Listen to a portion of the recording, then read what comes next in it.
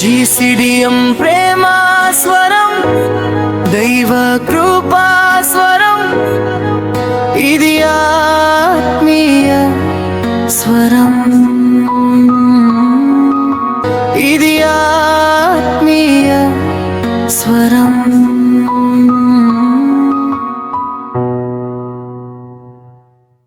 ప్రభునందు ప్రియమైన స్నేహితులారా, మీకందరికి ప్రభు అయిన యేసుక్రీస్తు నామమున మీకందరికి వందనాలు తెలియజేస్తున్నాం. దైవ కృప స్వరము అనే కార్యక్రమానికి స్వాగతం పలుకుతున్నా, వీక్షిస్తున్నా మీకందరికి శుభములు, ప్రార్థన చేస్తున్న మీకందరికి ధన్యవాదములు. మీ అందరి కొరకు కూడా మేము ప్రార్థన చేస్తున్నాం. దేవుడు మిమ్మల్ని దీవించును గాక, మీ అక్కర్లను తీర్చును గాక, దేవుడు మిమ్మల్ని ఘనంగా వాడుకొను గాక. ఈ ఆత్మీయ స్వరం అనే కార్యక్రమానికి జీసీడీఎం వారు నిర్వహించు ఈ ఆత్మీయమైనటువంటి కార్యక్రమానికై మేము దేవునికి వందనాలు చెల్లిస్తున్నాం. ఈ కార్యక్రమం ద్వారా మీతో మాట్లాడటానికి, మీ కొరకు ప్రార్థన చేయటానికి, దేవుని వాక్యాన్ని పంచుకోవటానికి దేవుడు అనుగ్రహించిన అద్భుతమైనటువంటి సమయాన్ని కొరకై దేవునికి వందనాలు చెల్లిస్తున్నాం. దేవుని గురించి మాట్లాడాలంటే దేవుడే మాట్లాడాలి. దేవుడు మాట్లాడకుండా దేవుని గురించి మనకు అర్థం కాదు. ఎందుకంటే మనం మనుషులం, మంటికి సంబంధించిన వారం. దేవుడు మన శరీరంలో ఆత్మ వచ్చాడు కనుక ఆత్మ సంబంధించిన ఆహారం కూడా అవసరమై ఉన్నది. కనుక దేవుని వాక్యము, బైబిల్ గ్రంథము, ఇది దేవుని ప్రవక్తల చేత ప్రకటింపబడిన వాక్యము. దేవుడే ఎన్నుకుని తన సత్యాన్ని ప్రకటించుకున్నటువంటి వాక్యం కనుక యేసు క్రీస్తు ప్రభు వారి గురించి మేము మీకు బోధిస్తున్నాం, ప్రకటన చేస్తున్నాం. ఇప్పటికే చాలా మంది యేసు క్రీస్తుని గురించి అర్థం కాక తప్పుడు బోధనలు కూడా వారు ప్రకటన చేస్తున్నారు. యేసును అర్థం చేసుకోవటం ఇది ఓన్లీ లేఖనాలు మాత్రమే కాదు, కానీ తన యొక్క స్వభావాన్ని ద్వారా మనం అర్థం చేసుకోగలుగుతాం. సృష్టిని పఠించడం ద్వారా అర్థం చేసుకోగలుగుతాం. ప్రత్యేకంగా తన ప్రమాణాలు, వాగ్దానాలు, పాత నిబంధనలో తనకున్నటువంటి ఉనికి, కొత్త నిబంధనలో నెరవేర్చినటువంటి విధానాలు గమనిస్తున్నప్పుడు యేసు ప్రభువారు ఆయన ఒక్క కోణం మీద చూసి మనం నేర్చుకోలేం. కనుక యేసు సంపూర్ణుడు, యేసు పరము సంబంధించిన వాడు. యేసు ప్రభువారు మానవుని ఆకారంలోని లోకానికి వచ్చాడు, మన కోసం వచ్చాడు, మనల్ని ప్రేమించటానికి, దేవుని వాక్యాన్ని చెప్పటానికి, తండ్రి ప్రేమను పంచటానికి. యోహాను సువార్తలో అద్భుతమైన రీతిగా ప్రకటించబడింది. అందుకే యేసుక్రీస్తు దైవత్వం గురించి మనం మాట్లాడుతున్నాం కనుక యోహాను సువార్తను మనం ఎంచుకున్నాం. యోహాను సువార్తలో ఉన్న ప్రాముఖ్యమైన విషయాలు మనం ధ్యానం చేస్తున్నప్పుడు, వింటున్నప్పుడు యేసుక్రీస్తుని గురించిన దైవత్వం మనకు అర్థమవుతుంది. యేసుక్రీస్తు గురించి మనకు అర్థమవుతే దేవుడు గురించి మనకు అర్థమవుతుంది. ఎందుకంటే దేవుడు కనిపించినటువంటి వాడు, దేవుడు ఒక్కడే కానీ ఒంటరి వాడు కాదని వాక్యం తెలియజేస్తుంది. కనుక తండ్రి అయిన దేవుని గురించి యేసు ప్రభువారు మాట్లాడారు, యేసు ప్రభువారు గురించి తండ్రి అయిన దేవుడు మాట్లాడారు. ఇది వాళ్ళకున్నటువంటి సంబంధాలు. వాక్యంలో కూడా ఇలా వ్రాయబడింది, ఒకరి సాక్ష్యం పనికిరాదు. సాక్ష్యం నిలబడాలంటే ఇద్దరు సాక్ష్యం కావాలి. అందుకే దేవుడు గురించి దేవునిలో నుండి ఇంకొకరు మాట్లాడాలి. ఇది అద్భుతమైనటువంటి సాక్ష్యం. అందుకే యేసు క్రీస్తుని గురించిన సాక్ష్యం ఇది సత్యము, ఇది న్యాయంతో కూడినది. కనుక యేసు ప్రభు గురించిన దైవత్వం గురించి ఈరోజు ఇంకొక అంశం ద్వారా మనం మాట్లాడుకుందాం. కనుక ఈ కార్యక్రమానికై హాజరవుతున్న మీకందరికీ మా ధన్యవాదం తెలియజేస్తున్నాం. దేవుని సహాయాన్ని మనం అడుగుదాం, ప్రార్థన చేద్దాం. మా ప్రియమైన పరలోకపు తండ్రి, మాకు అనుగ్రహింపబడిన దినాన్ని బట్టి స్తోత్రాలు చెల్లిస్తున్నా. నీ కుమారుడిని యేసు క్రీస్తును ఎరుగుటయే నిత్య జీవం. నీ కుమారుడిని యేసు క్రీస్తు గురించి అర్థం చేసుకోవటమే దైవత్వం. నీ కుమారుడిని యేసు క్రీస్తుని గురించి పరిపూర్ణ అర్థమవుతే తప్ప నీ దైవత్వం గురించి మాకు అర్థం కాదు. కనుక నీ కుమారుడిని బయలుపరిచినందుకు స్తోత్రాలు చెల్లిస్తున్నా. నీ వాక్యం వింటున్నటువంటి సహోదరి సహోదరులను మీరు దీవించి బలపరచమని యేసు నామమున ప్రార్థన చేస్తున్నాము తండ్రి, ఆమేన్, ఆమేన్. యోహాను సువార్తలో నుండి 7వ అధ్యాయం, ఇప్పటి వరకు యోహాను సువార్త 1వ అధ్యాయం నుండి 6 అధ్యాయాల వరకు ధ్యానం చేసుకుంటూ వచ్చాం. గడిచినటువంటి సెషన్ లో కూడా 7వ అధ్యాయం గురించి మాట్లాడాను. ఈరోజు 7వ అధ్యాయంలోని ఇంకొక అంశాన్ని గురించి మీకు జ్ఞాపకం చేస్తాను. ఇక్కడ నేను ఈరోజు మాట్లాడబోతున్న విషయం ఏంటంటే ఆత్మీయ దప్పికను తీర్చువాడు యేసే. ఆత్మీయ దప్పికను తీర్చువాడు యేసే. అసలు ఏంటి దప్పిక?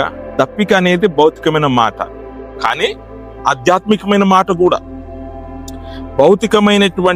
భౌతిక శరీరానికి దప్పిక అంటే దాహం వేస్తుంది కనుక ఆత్మకు కూడా దాహము ఉన్నది.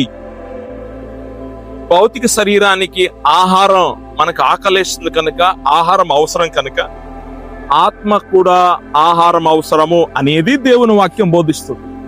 చాలా మంది భౌతికంగానే ఆలోచన చేస్తున్నారు. మనము భూ సంబంధమైన వారం, అలాగనే మనము పర సంబంధమైన వారం. దేవుడు నేలమంటితో నరుని సృజించాడు. వారి నాసిక రంధ్రములో జీవవాయు ఉదగా నరుడు జీవాత్మాయను. కనుక ఒక్క కోణంలో అర్థం చేసుకోలేం మనిషి. అందుకే మనిషి అనేవాడు దేవుని పోలికలో, దేవుని సారూప్యంలో చేయబడినాడు కనుక వానికి ఆత్మీయ దాహం ఉన్నది, ఆత్మీయ ఆకలి ఉన్నది. కనుక వాక్యమే ఆత్మీయ ఆహారము, వాక్యమే ఆత్మీయ దాహము తీర్చగలుగుతుంది.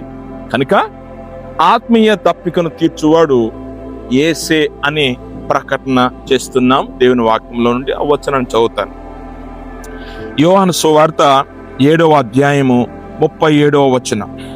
ఆ పండుగలో మహాదినమైన అంత్యదినమున యేసు నిలిచి ఇలా అన్నాడు, ఎవడైనను దప్పిగొనిన ఎడల నా యొద్దకు వచ్చి దప్పి తీర్చుకొనవలెను.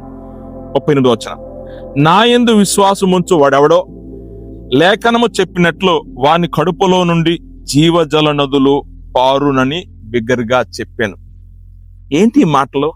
మనం దీన్ని ఎలా అర్థం చేసుకోగలుగుతాం? మన భౌతిక సంబంధానికి, ఆత్మీయ సంబంధానికి ఏంటి ఈ సంబంధం అని అంటే, దప్పిక గురించి పాత నిబంధనలో ఒక మాట ఉంది, ఒక ప్రవచనం ఇలా వ్రాయబడింది. యెషయా గ్రంథంలో 55వ అధ్యాయం. యెహోవా మాట్లాడిన మాట ఇదే, యెహోవా వాక్కు. కనుక పాత నిబంధనలో యెహోవా అనే నామము కలిగిన వారు ఇద్దరున్నారు. పరిశుద్ధాత్ముడు కూడా యెహోవా నామమే. అందుకే తండ్రి, కుమారుడు, పరిశుద్ధాత్ముడు అని మనం నమ్ముతున్నాం. ఒక్క దేవునిలో ఈ ముగ్గురు వ్యక్తులు ఉండటం ఇది అద్భుతం, ఆశ్చర్యం. ఇది మనకు అర్థం కాదు. ఆయన భౌతికమైన వాడు కాడు. ఆయన మనకి భౌతికమైనటువంటి పరికరాల ద్వారా ఆయన మనం కనుగొనలేం. కానీ ఆయన ఎలా కనుగోగలుగుతామనంటే వాక్యం ద్వారా. ఇలా వ్రాయబడింది, యెహోవా పలికిన మాట. తప్పికొనిన వారలారా నీళ్ళు యొద్దకు రండి, రోకలు లేని వారలారా మీరు వచ్చి కొన్ని భోజనము చెయ్యుడి. రండి, రోకలు లేకపోయినను ఏమియో నీకయే ద్రాక్షారసమును పాలను కొనుడి. ఆహారము కానిదాని కొరకు మీరెలా రూకలిచ్చితారు? సంతుష్టి కలుగజేయని కొరకు మీ కష్టార్జితమును ఎందుకు వేవపరచెదరు? నా మాట జాగ్రత్త ఆలకించి మంచి పదార్థం భుజించుడి. మీ ప్రాణము సారమైన దాని యందు సుఖింపనీయుడి. మంచి పదార్థం అంటే భౌతికమైన పదార్థాల గురించి కాదు. భౌతికమైన పదార్థాల గురించి ప్రభు ఇవ్వనవసరం. ఆయన సృష్టిలో ఆల్రెడీ కలుగజేశాడు. ఏమంటున్నాడంటే ఆత్మీయ దప్పిక. ఏంటి ఆత్మీయ దప్పిక? భౌతికమైన సమస్యలు ఉన్నాయి, రోగాలు, మరణాలు, అవమానాలు, కష్టాలు, ఇబ్బందులు మన చుట్టూ ఎన్నో ఉన్నాయి. దీన్ని అనుభవిస్తూ మనం చాలా ఇబ్బంది పడుతున్నాం, నిరాశలో వెళ్తున్నాం, ఇబ్బందులో ఉంటాం. ఎందుకు ఈ జీవితం అనిపిస్తూ ఉంటుంది. ఇంకెవరైనా ఉన్నారా దీన్ని విడిపించగలిగిన వారు ఎవరైనా ఉన్నారో అని చాలా మంది ఆకలి చేత అక్కడ ఇక్కడ తిరుగుతూ ఉంటారు. ఎవరైనా ఇస్తారేమో ఈ యొక్క తీరిక, లేకపోతే ఈ యొక్క ఆశ తీర్చడానికి, లేకపోతే ఆందోళన, లేకపోతే జీవితంలో సాధించాలనే విషయంలో ఇంకేమైనా ఉన్నదా అనే కోరిక ఉందని చూడండి, దానిని దప్పిక అంటారు. యేసు క్రీస్తు గురించి మనకు అర్థమైతే దప్పిక తీరుతుంది. ఎందుకంటే ఈ లోకంలో ఎవరైనా మహోన్నతుడు ఉన్నాడా, మనల్ని రక్షించేవాడు ఎవడైనా ఉన్నాడా అని మనిషి వెతుకుతున్న ఈ ఆకలి దప్పికలో యేసే దప్పిక తీర్చేవాడు. ఆయన అంటాడు, గమనించండి, ఎవడైనా దప్పిగొని ఎడల నా ఎదుకు రావాలి అంటే యేసు లేకుండా ఆత్మీయ దప్పిక తీరదు. తర్వాత నా యందు విశ్వాసం ఉంచు వాడేవాడో లేఖనములు చెప్పినట్లు వాని కడుపులో నుండి జీవజల నదులు పారును అనే మాట, ఇది పరిశుద్ధాత్మకు సంబంధించింది. పరిశుద్ధాత్ముడు మన హృదయంలోనికి ప్రవేశిస్తే నదులాగా పారుతుందట. అంటే నెమ్మది కలుగుతుంది, విశ్రాంతి కలుగుతుంది. అంటే ఏంటి? కష్టాలు లేవని కాదు, ఇబ్బందులు లేవని కాదు, భౌతిక మరణం లేదని కాదు. ఈ సమస్యలు ఉన్నప్పటికీ కూడా ధైర్యంగా ఎదుర్కోగలిగిన శక్తి పరిశుద్ధాత్మని ద్వారా, యేసుక్రీస్తును నమ్ముట ద్వారా మనకు అది అనుగ్రహింపబడుతుంది. కనుక అప్పుడు ఏ సమస్య వచ్చినా ప్రశాంతంగా దేవుడు ఉన్నాడు కదా అనే ధైర్యంతో ముందుకు వెళ్ళగలుగుతాం. ఇలాంటి సమస్యలు లేదా మీ జీవితంలో అనుకున్న దాన్ని కోరి తీరకపోవటం, ఇబ్బందులు ఉండటం, అలాంటి సమస్య మీలో ఏమైనా ఉన్నదా? అలాంటి అనుభవాలు మీకున్నదా?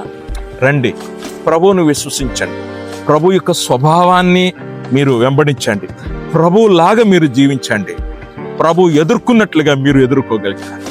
కనుక యేసును నమ్ముకుంటే పరిశుద్ధాత్ముడు మన హృదయంలో ప్రవేశిస్తాడు. అప్పుడు మనం నెమ్మదిగా ఉంటాం. కనుక నెమ్మది యేసులోనే ఉన్నది. కనుక నీ ఆత్మీయ దప్పిక తీర్చేవాడు యేసు ప్రభువు మాత్రమే. యేసు లేకుండా నీ ఆత్మీయ దప్పిక తీరదు. కనుక రండి, యేసును గురించి నేర్చుకునండి, యేసును విశ్వసించండి, యేసును వెంబడించండి, నీ ఆకలి దప్పిక తీరుతుంది. నేను ప్రభుని నమ్ముకున్నాను, ప్రభు ఎవరో నాకు అర్థమైంది, ఇంకెవరో గురించి నేను వేచి ఉండనక్కర్లేదు, ఇంకెవరో తెచ్చి ఏదైనా చేస్తారని అనవసరం లేదు. నేను మరణించిన తర్వాత తిరిగి లేస్తానంటే ధైర్యం యేసు ప్రభు మరణించి తిరిగి లేచిన తర్వాత నేను విశ్వాసం ఉంచాను కనుక, యేసు నందు విశ్వాసం ఉంచిన వారు తిరిగి లేస్తారు కనుక భయం ఏంటి? మరి నేను మరణించినా ప్రభు కోసం, బతుకున్నా ప్రభు కోసం, ఏ సమస్యలు వచ్చినా భయపడను. అలా ఈ జీవితంలో ఈ నిర్ధారణ రావాలనుకుంటే యేసు యుద్ధకు రండి. యేసు మీకు మీ దాహాన్ని తీర్చగలుగుతాడు. దేవుడు మిమ్మల్ని దీవించను గాక. ప్రియమైన దేవ, వాక్యం విన్న సహోదరి సహోదరులను వారి జీవితాల్లో ఏదైనా నిరాశ ఉంటే, ఇబ్బంది ఉంటే, నీ ఆత్మీయ దాహాన్ని వాళ్ళకు అనుగ్రహించమని, వారి కడుపులో నుండి జీవజలము పారేటట్లుగా ఎన్నడూ ఇంకపోనిది ఆ అద్భుతాన్ని అనుగ్రహించమని యేసు నామమున ప్రార్థన చేస్తున్నాము తండ్రి. ఆమేన్. దేవుడు మిమ్మల్ని దీవించను గాక.